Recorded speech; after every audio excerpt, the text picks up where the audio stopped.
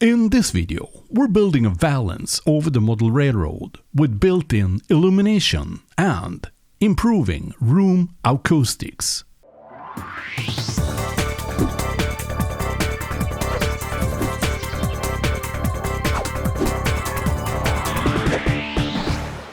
Hello and welcome to a video tutorial. This video is sponsored by Model Railroad Academy. Model Railroad Academy is an online resource for model railroad instructions, ideas and inspiration. It's also a community of knowledgeable, like-minded model railroad enthusiasts like you, where members can learn various techniques, helpful tips, which they can apply on their own layouts. I have up till today made I think in excess of 50 videos, and I'm also in the process of making more premium videos for Model Railroad Academy to help you stay inspired. And as member of Model Railroad Academy, you gain access to their huge library of step-by-step detailed instruction videos. Whether you're a beginner or a master modeler, their aim is to provide new methods, tips and information independent on what level you're at.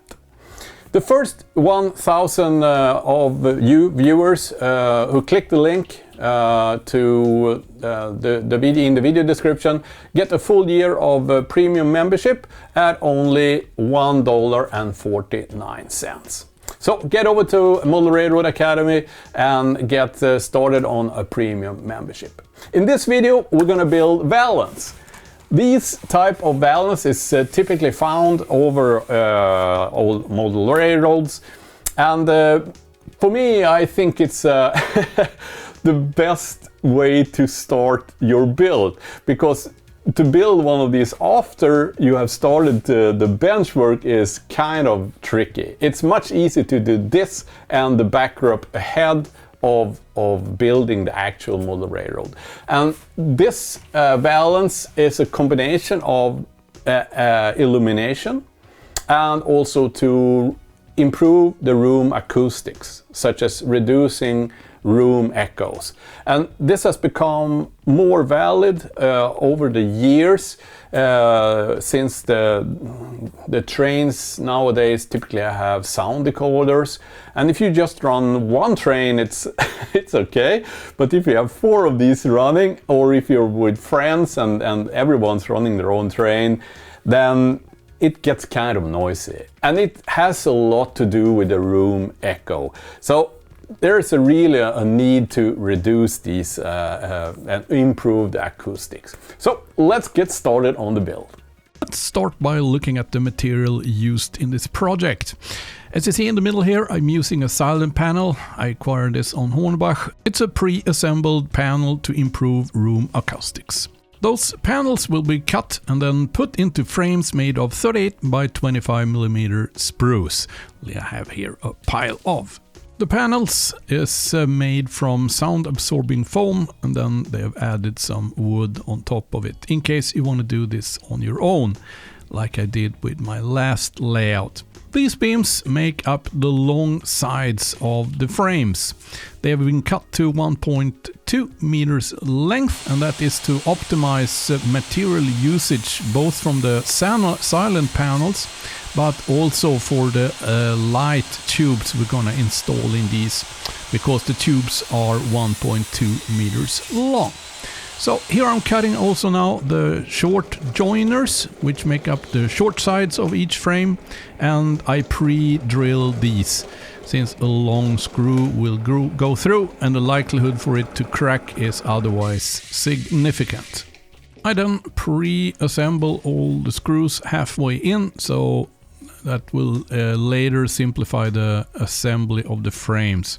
Then I add some glue as well to get the maximum stability of this once it has set. And then to make sure that our frame gets 90 degrees corners, I'm using an L-square ruler when assembling, so I get everything right.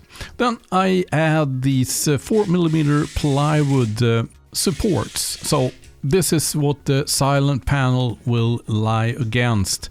and prevent them from falling out of the frames. Once everything's been assembled, I paint it in black, then I put the frame over the silent panel and mark the position. So I'm actually cutting, in case I haven't got everything exactly the same in each frame. I cut each panel part according to the frame. And then I assemble the frame to the ceiling and the silent panel into the frames. And then it looks like this. Now we're ready to get started on the assembly of the light. I can tell you right now that the room acoustics has improved vastly just by adding this. So huge difference. Now we're gonna assemble the LED tubes, and they snap into these brackets. The idea of assembling them here in the valance rather than in the ceiling is that the light amount is reduced by a square root of the distance, meaning if I had these in the roof, I would lose most of the light due to the distance. The light intensity from the tubes is very blinding, so we need to add glare protections. I make the glare protection from 4mm plywood, which I paint inside white and outside black. Now it's very important to adjust the height of the glare protection, so the light will cover the entire layout but not the floor. That means that your valance needs to be curved if your layout is curved as well. So the valance is following the layout edges around. Now, if you don't have a centralized backdrop, then you will get blinded also by the light from the other side. Then you need to cut these angled, standoffs or fixings for the inner glare protection. And that should be also made so that you cover the entire layout with the light. So the glare protection do not, shut the light off from parts of the layout. That's an undesired effect. But it should only shut the light from coming into your eyes standing on the other side. Now, the valance is also a very valid place to put computer screens. Here I'm, for instance, assembling the traffic control screens. There are two wide screens which will show the status of a rock rail to me, as well as all the locos engines I'm running. So I'm starting up rock rail here. It's nice to also put the throttle controllers, these are smartphone holders, up here on the valance, so they're easy to reach, but out of the way.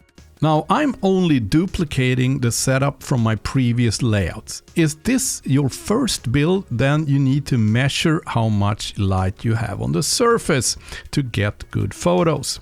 Then there are different apps available for smartphones.